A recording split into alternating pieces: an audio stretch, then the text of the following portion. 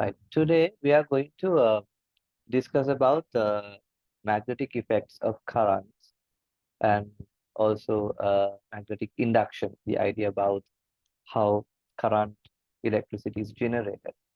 So the first we are going to learn about the magnetism or electromagnetism. Now, electromagnetism is uh, is a kind of application of how uh, electricity and magnetism combine together to provide motion or else a movement. So in electromagnetism, we use a magnetic field and electrical current to generate a force. This is actually be called a motor effect. But to do this, there is certain conditions, like not every condition a current and a magnetic field can produce this kind of a force. Right? Before we go to do that, let's learn about a little bit of magnetic effect of the currents.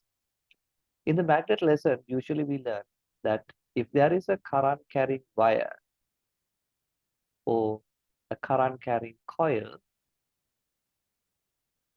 this kind of solenoid, we also call coil solenoid, can generate its own magnetic field. So this magnetic field is based on the current direction in these cases. So if this is a current direction, we can decide the magnetic field pattern or the direction of the magnetic field based on the Fleming's right hand grip rule. So the right hand grip rule in this situation we apply it this way. So the thumb shows the direction of the current and the other fingers shows the direction of the magnetic field. So this is how you apply the right hand grip rule. So according to this right hand grip rule, the magnetic field direction will cause us by this kind of circular magnetic fields.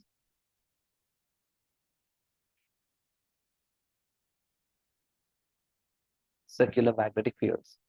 So if you know the current direction, you can decide the magnetic field direction by the right hand grip rule. So we also can apply the right hand grip rule for situations like this also. So this is a straight conductor, whereas this is a solenoid. In a solenoid, when you apply the right hand grip rule, you apply the right hand grip rule this way. So the thumb will be pointing to the direction of the North Pole, while the other fingers shows the direction of the current in each wire turn. So this is how we use the right hand grip rule.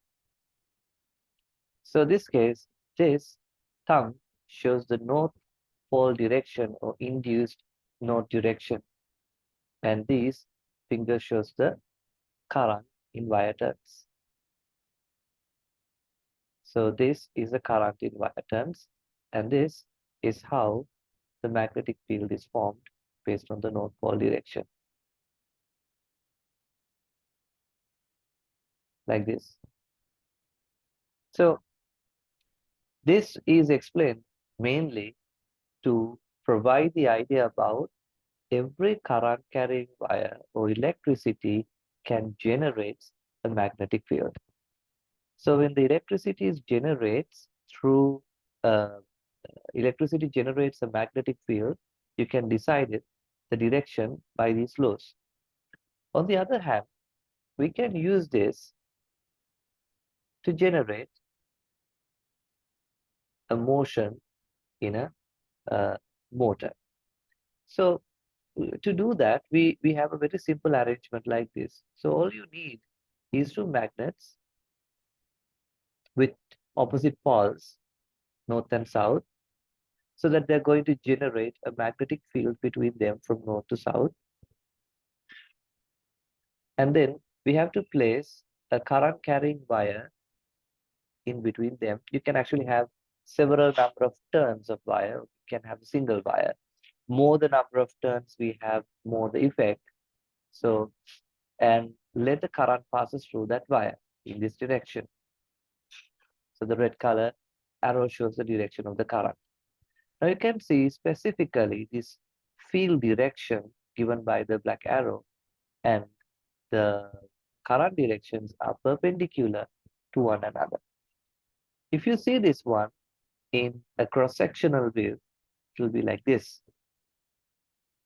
The North Pole and the South Pole, and the current goes into the plane. So normally when the current goes into the plane, we call with a cross.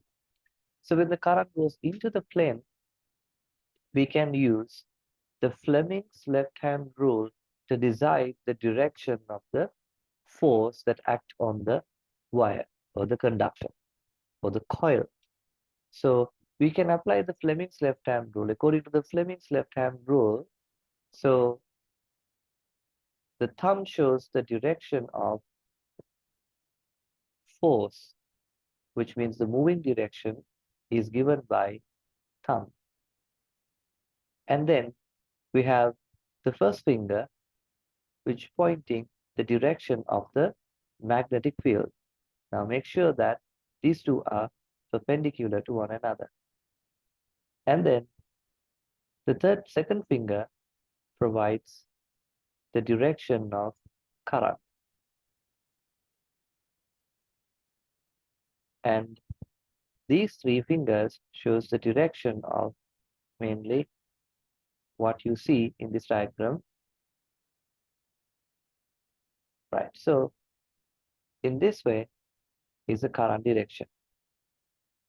So when you apply this rule to this diagram given here, the current is going into, you can try to apply with me, the current is going into, the magnetic field is north to south. So if you use it, you can get the force direction downwards. Right. So this shows that the current of current carrying conductor in a magnetic field is going to experiencing a magnetic force. So this magnetic force is developed by using not just a one conductor, but a coil. We can generate a motion or a turning effect of the coil. So if the turning effect is put into action, we can create a motor out of this effect. So this is how you use the Fleming's left-hand rule to identify the direction of the motion of the motor. So in a motor, we have the same effect. Now let's see why this wire is experiencing this kind of a force. Right, now let's see this.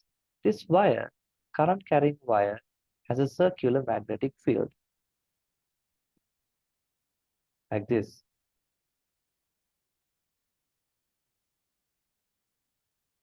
Actually, you saw it here, circular magnetic field. And at the same time, the magnets in between them, they have their own magnetic field. Now, this is like now two different magnets are trying to interact with each other. So you can see this, the pink color magnetic field and the green color magnetic field are in the same region. So then one magnetic field try to either attract or repel the other magnetic field.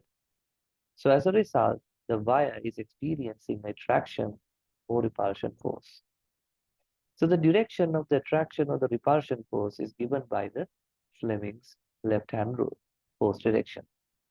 That's why the wire either jump upwards or downwards through the magnetic field. Right. Now, this can be used in two applications. We can use these applications in loudspeaker. Loudspeaker, sometimes we call this is a moving coil loudspeaker. In a loudspeaker, there is a circular magnet, which is we also call a radial magnet. So this radial magnet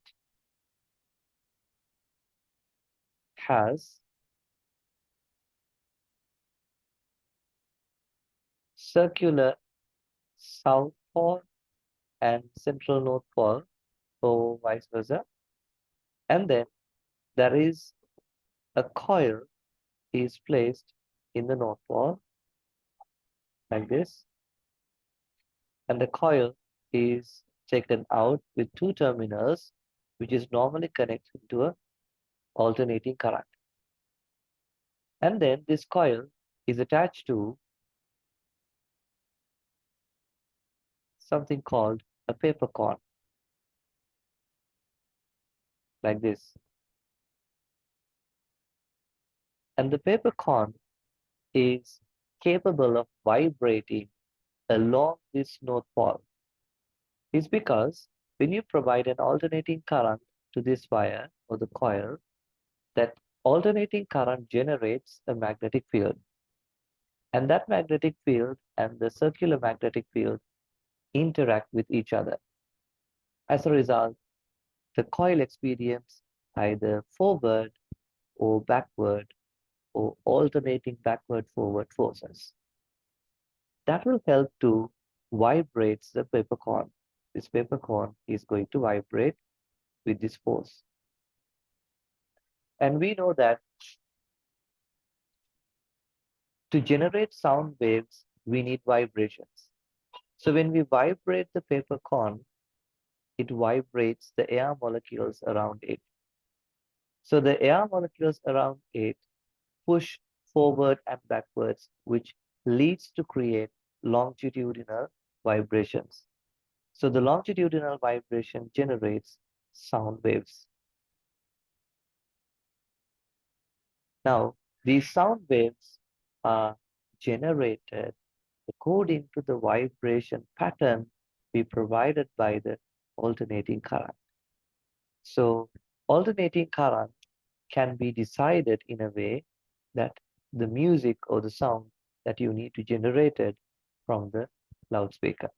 So that loudspeaker in that case is an application of this electromagnetism. And so if you're going to explain this application in the exam, then you can write this in a simple format like this way.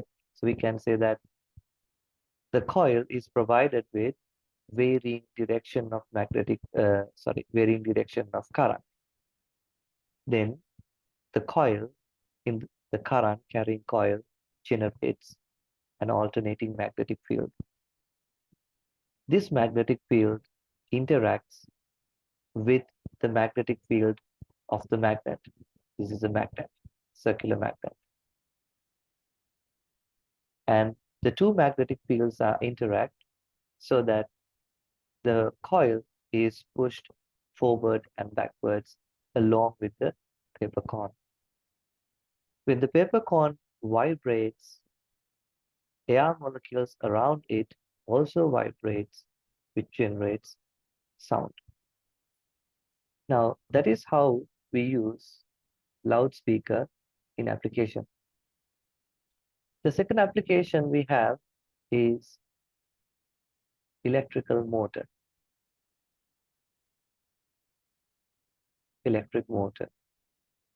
But electric motors are two types: direct current electric motors and alternating current electric motors. So the direct current electric motors uh, have a very simple arrangement like this. So they have a simple coil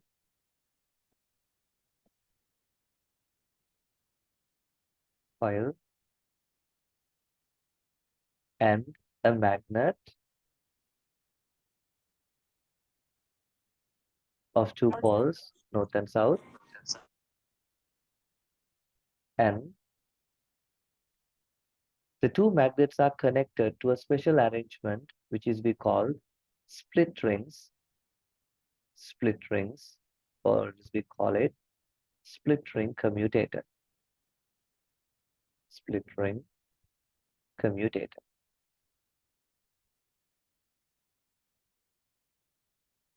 And split ring commutator is connected to carbon brushes. It's actually not connected directly to the carbon brushes. It's only moved against the carbon brushes. So when the coil rotates, the split ring commutator also rotates, which will always in contact with the carbon brushes. These are the carbon brushes.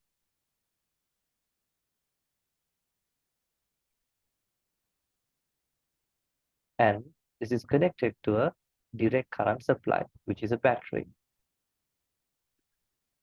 So that this is capable of generating a motion. So based on the current direction, you can decide using the Fleming's left-hand rule what direction this coil can rotate. So when you apply the Fleming's left-hand rule for this, the force direction act on here is downwards. The force direction on the other hand is upwards, which creates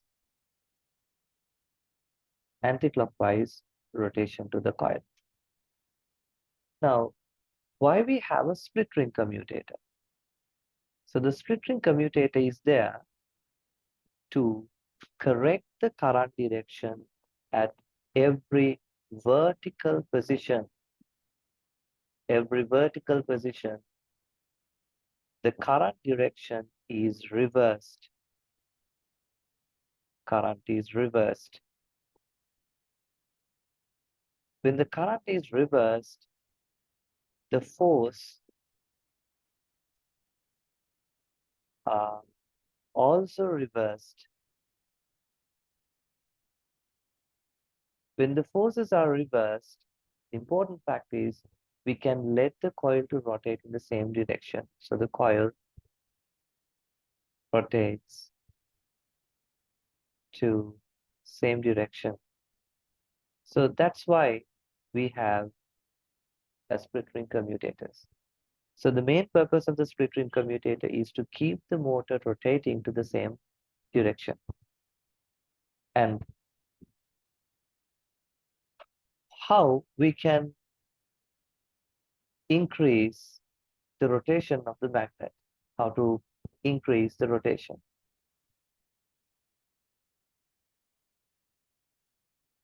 Rotation. There are a few things you can do. We can increase the number of turns. Increase number of turns of the coil.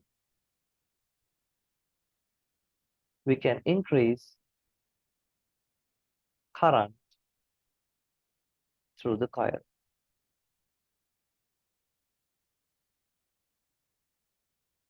We can also provide more batteries, add more cells. And the other thing is we can use strong magnets. Strong magnets. So in these methods, we can increases the rotation of the coil. Right. So this is a simple summary of the electromagnetism, loudspeaker, and the electrical mode.